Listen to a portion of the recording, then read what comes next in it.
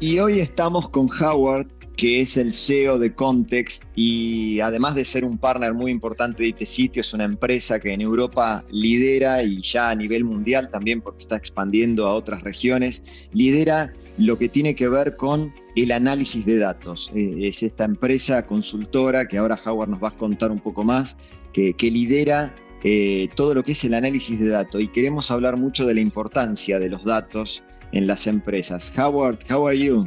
Very well. Very good to see you, Sebastian. And very interesting for us and for our audience to know more about your company and how you manage all this working, with data, with your customers. Yeah. So I describe Context very often as essentially a water utility with a health spa. So we take raw water from wherever and we clean it and process it and make it available in a multitude of different places, including for people to be able to go into their house or to their office or to their shop, and they turn on a tap and clean, potable water comes out that they can drink for their lives. And this is not easy. It's not an easy thing to do. And yet everybody takes it for granted that we can have clean drinking water. So Context does this with data. We take data from wherever it is, and we turn it into something that people can consume without even thinking. It's going to do them good. We also have a health spa, which is where we then apply the healthy water to the health of the company, of the individual, and of their business, and so that they can lead healthy lives and better lives. So that's our job. Really, that's the analogy I would use. And the reality is that a lot of companies, there are huge amount of companies that usually drink dirty waters every day with their data. And Howard, that it is proven that companies driven by data analysis obtain 70% more revenue for their employees. So data is very important in the planification of the companies. I think very true, and also very important, the bigger the company gets, because the bigger the company gets, the less it is possible for single brains to understand the complexity of what is going on in their markets. And so data is an extension of the brain and the understanding. And so where, if you like, the artificial part of the intelligence of the company, that to try and understand the environment that they're in. I think the other thing to mention is that one of the things which is very important for us is that we give the benchmark, we give the total environment, the context in which people are operating. A lot of people do a lot of hard work on their own internal data analysis, but of course their own internal data analysis is only internal. And it may be that this division is growing by 6%, that division is declining by 6%, and the management would go, well done to this one and shame on you for the other one. But if the market is actually growing at 20% over here, it should be shame on you, only 6. And if it's declining by 20% over here, well done, you only declined 6. So it's a complete reversal very often of what the company should be doing if you're not understanding exactly what's going on out there in the real world. So that's our job.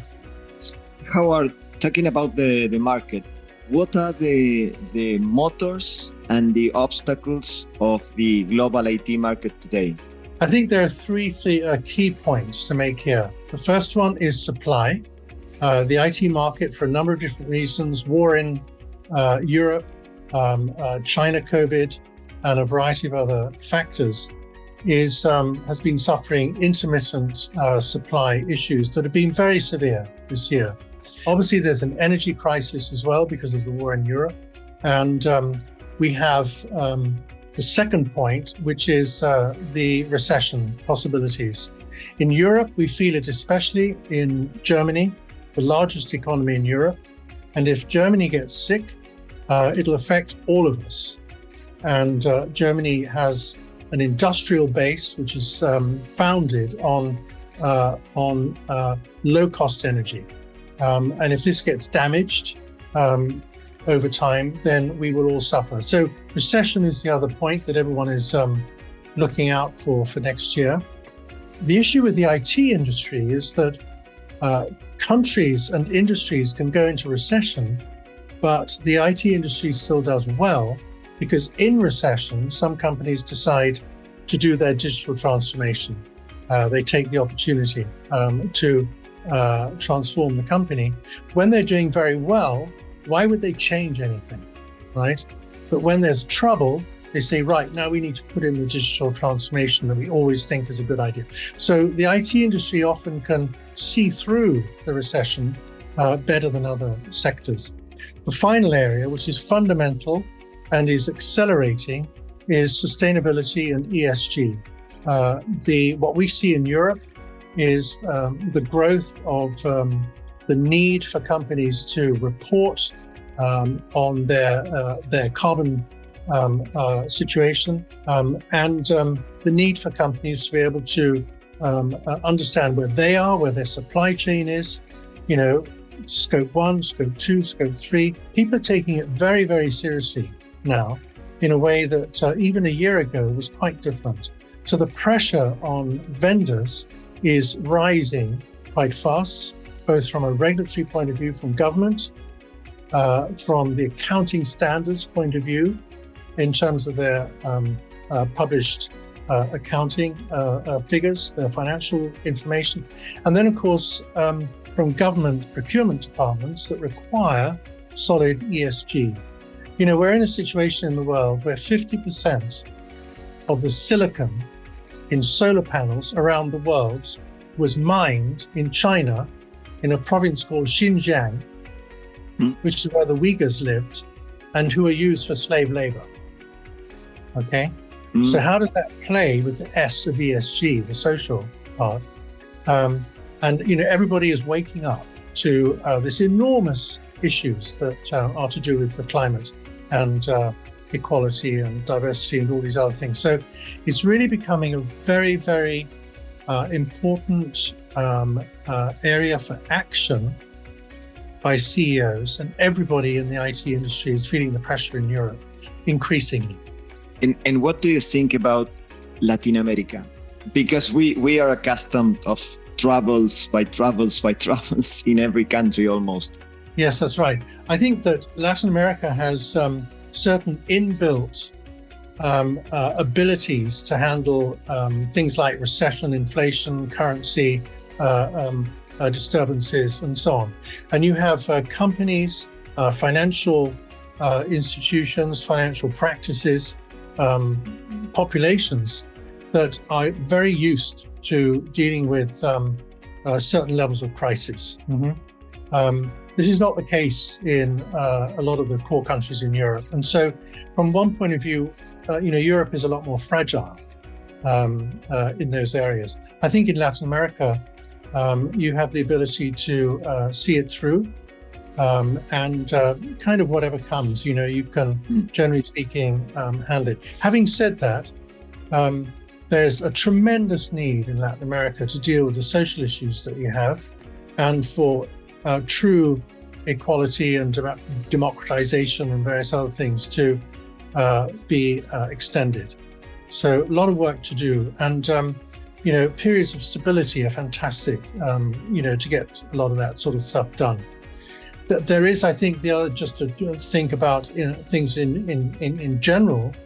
I think rather like some years ago when there was a commodity boom, I think there is to a certain extent a commodity benefit, which is likely to happen over the next few years. If not next year, then maybe a bit later. And I think Latin America will benefit from that. There's also a switch away from reliance on China, which means that countries like India, and I think Southeast Asia, other areas, and also obviously Latin America, are going to benefit quite substantially. Let me give you one example. I'm a small company, so I want to start, doing the data analysis of my company, but I don't have money. Okay, which are the first steps that I have to do in my planification?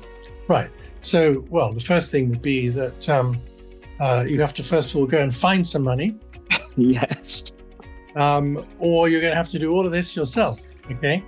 The other thing you could do would be, if you don't have any money, would be you would think about what data do I have which might be of value to somebody else, and maybe I can barter, which is essentially what distributors do with us today. So we take all of their data daily, by transaction, by invoice, and we store it in our database. We have $100 billion a year of distribution data. Then we have another $100 billion of corporate reseller, retail, and sellout data. So $200 billion a year in total. So what those companies are getting from us is market analysis and benchmarking, and that's a barter arrangement. Then of course we sell subscriptions to vendors. But in your position, you could also get some of your people internally to start to think about these areas that, if they had the information, would make a big difference to them. Start small, and then iterate around.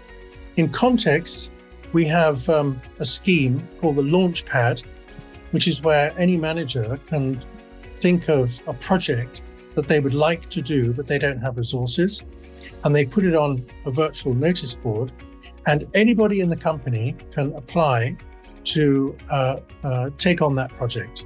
So there's a lot of innovation which can happen when people do projects that they're interested in, that are extra to the typical stuff they do, typical work they do in the day. And I think that can be very interesting because it generates ideas that otherwise senior management wouldn't think about.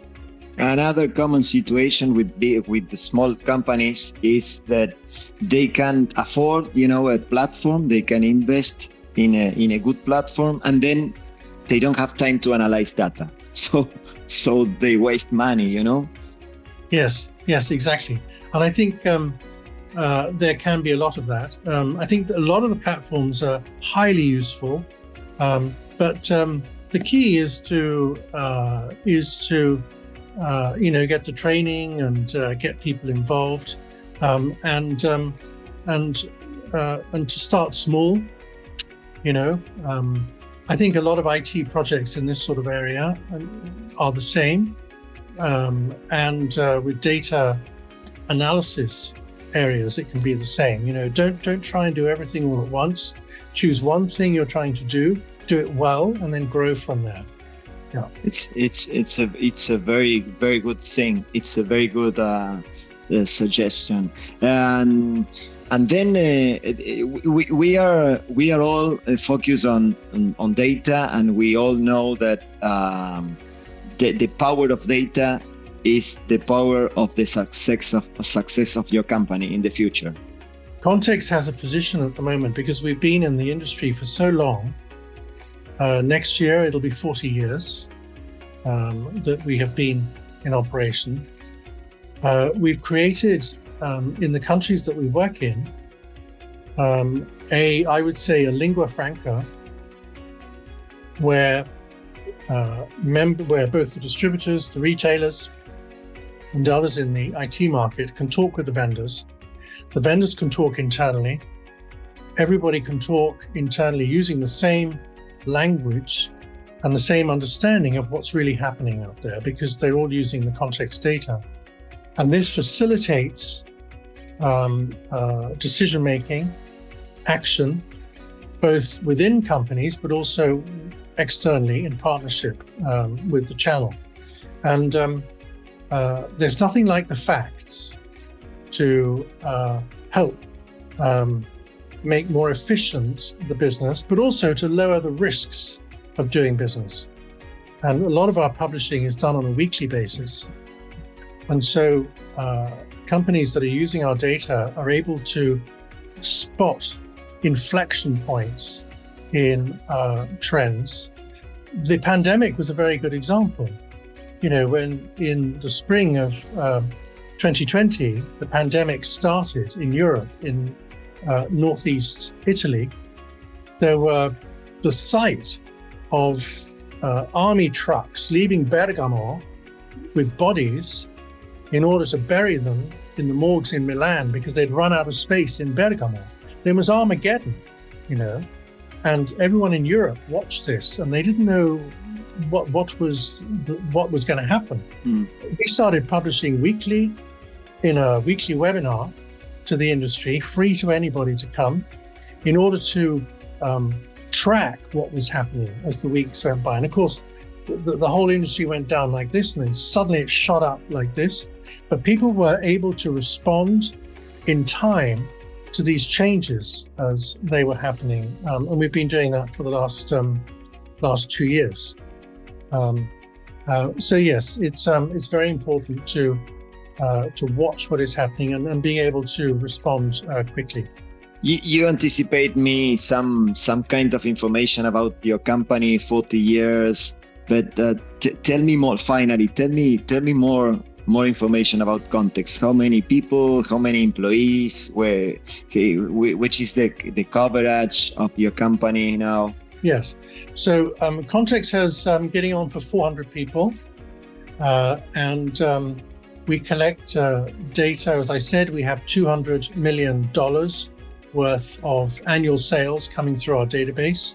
We also collect a lot of prices, and we operate all over Europe, but also in the US, Latin America, and Asia Pacific. We have two parts of the business which we operate. One is a publishing business, which is where we collect data from the market, aggregate it, and then sell subscriptions on that data. But the other side of the business is a private client channel data management business, where we collect on behalf of individual vendors their own products from their own channel and their own channel partners. And we use the same cleaning technologies and expertise that we have for our publishing, we use for private client work. And we, for example, collect data on a daily basis from a few hundred partners for a particular customer. And we cut at 6 o'clock in the morning. By 9 o'clock, we're squirting data into their data centers around their internal company for their own use, so they can see what happened in their channel yesterday. This is very good because it gives us insight into what companies really need and what they are really doing within their own companies, and also gives us good relationships with the channel. Howard, it's always very interesting to talk with you about all these things and all these important things for companies. And finally, we want to encourage all the companies to start drinking clean water. That's right. And the best way for a distributor or any other channel partner to get into that position is to sign up to the Context panels. You can't lose. And one thing I always say to people is, when I'm talking to a distributor, maybe I'm talking to the founder, the owner of this distribution company, and they're saying, why should I give you all my private data? And I would say we have 160 at least distributors all over Europe, many of whom in your position, who are feeding data into the database. Why do they do that? They're not stupid, They do it because it benefits them and their business. Data is one of those areas where, when you start to use data, you start to appreciate the value and the power that it has. If you don't have the knowledge, you don't know that you need the knowledge. When you've got the knowledge, it then becomes very, very clear how you could never live without it. So I think this is the experience that many of our panelists have gone through, and that we've gone through as we've built our panels across all the different countries that we operate in around the world. And we are not only in the area of big data, but in the area of collaboration. So collaboration can help everybody to have better information for their future, company future, Yes, indeed, yeah. And, it's absolutely clear that nobody can do it on their own. There are a lot of talk in the channel about ecosystems, and vendors are talking about it, and partners are talking about it. The whole cloud environment, the development of solutions which work, and so on. Yeah, working together is absolutely essential. Howard, I appreciate a lot this conversation with us, and we are going to talk for sure again in the future. Great. Well, it's great to talk to you, Sebastian. A real pleasure. Thank you very much for the invitation, and I look forward to seeing you in person. Okay, why not? Yeah. Thank you very much, Howard. All right, all the best. Bye, Sebastian. Ciao, ciao.